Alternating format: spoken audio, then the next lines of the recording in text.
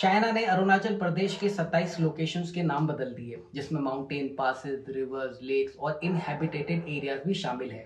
लेकिन सवाल है कि क्या किसी जगह का नाम बदल देने से वो जमीन आपकी हो जाती है? भारत का जवाब बिल्कुल साफ है कि भाई साहब ऐसा बिल्कुल भी नहीं होता है। लेकिन असली कहानी सिर्फ इन 27 नामों की नहीं है, क्योंकि चाइना और इंडिया के बीच में अरुणाचल प्रदेश को लेकर एक बहुत ही बड़ा स्ट्रेटेजिक कंपटीशन भी चल रहा है। और इसमें लड़ाई सिर्फ सोल्जर्स और वेपन्स की नहीं है, लड़ाई है मैप, इंफ्रास्ट्रक्चर्स और बॉर्डर विलेज के साथ साथ मिलिट्री प्रेजेंस की। चाइना लंबे समय से अरुणाचल प्रदेश पर अपना दावा करता आया है और इसे ज़ेंगनैन यानी कि साउथ तिब्बत कहता है। इसी क्लेम को मजबूत करने के लिए बीजिंग बार बार भारतीय टेरिटरीज के लोकेशंस के चाइनीज नेम भी जारी करता हुआ आ रहा है। और इंडिया ने इन क्लेम को खारिज किया है और साफ ये बोला है कि किसी इंडियन टेरिटरी का नाम बदल देने से ग्राउंड रियलिटी या फिर सौम्यगिटी नहीं बदलती है। लेकिन इंडिया का जवाब सिर्फ डिप्लोमेटिक स्टेटमेंट तक सीमित बिल्कुल भी नहीं है।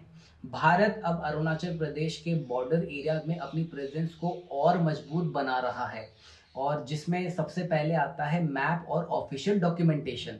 यहाँ पे चाइना अपने नामों के जरिए टेरिटोरियल नैरेटिव बनाने की कोशिश करता है, और वहीं पे इंडिया अरुणाचल प्रदेश के स्ट्रेटेजिक लोकेशंस को अपनी ऑफिशियल मैपिंग और जो एडमिनिस्ट्रेटिव रिकॉर्ड्स है उसमें क्लियरली स्टेब्लिश करते हुए आ रहा है। और मेरे ख्याल से जो दूसरा है वो सबसे इंपॉर्टेंट कदम है, वो है बॉर्डर विलेजेस।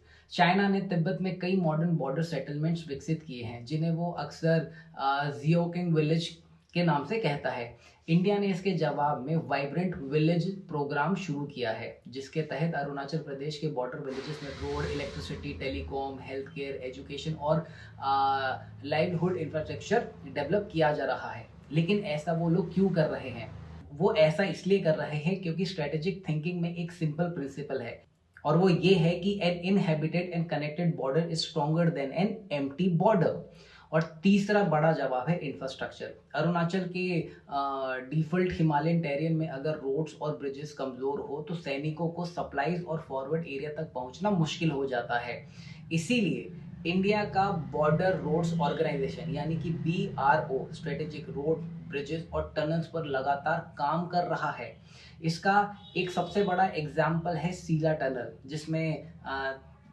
जिसमें वो जो तवांग है, तवांग की तरफ से ऑल वेदर कनेक्टिविटी को मजबूत किया जा रहा है। और ये इंफ्रास्ट्रक्चर मिलिट्री पर्सपेक्टिव से बहुत ज़्यादा इंपॉर्टेंट भी है, क्योंकि युद्ध के समय सिर्फ वेपन्स मैटर नहीं करते हैं, स्पीड और री इन्फॉर्मेंस भी मैटर करती है। और यहाँ पर दूसरी तरफ चाइना भी तिब्बत में रोड, लॉजिस्टिक इंफ्रास्ट्रक्चर, सेटलमेंट और मिलिट्री फैसिलिटीज को लगातार मजबूत कर रहा है। इसीलिए इंडिया का ऑब्जेक्टिव सिर्फ अटैक करना बिल्कुल भी नहीं है, असल ऑब्जेक्टिव है वहां पर अपना वजूद स्थापित करना। तो हम क्या ये कह सकते हैं कि क्या चाइना अरुणाचल प्रदेश पर हमला करने वाला है? इसका जवाब अभी बिल्कुल और इसका जवाब मेरे ख्याल से अभी कंफर्म नहीं है, क्योंकि चाइना की मिलिट्री कैपेबिलिटी और इंफ्रास्ट्रक्चर बिल्डअप को गंभीरता से देखना ज़रूरी है, क्योंकि उनकी जो कैपेबिलिटी और इंटेंशंस है वो शायद सही नहीं है। और इंडिया अरुणाचल प्रदेश को अच्छे इंटेंशन के साथ सेफ रखना चाहता है, और वहाँ के लोगों की सेफ्टी कंसर्न जो है वो इंडियन गवर्नमेंट के लिए बहुत ज़्यादा हाल फिलहाल ज़रूरी है।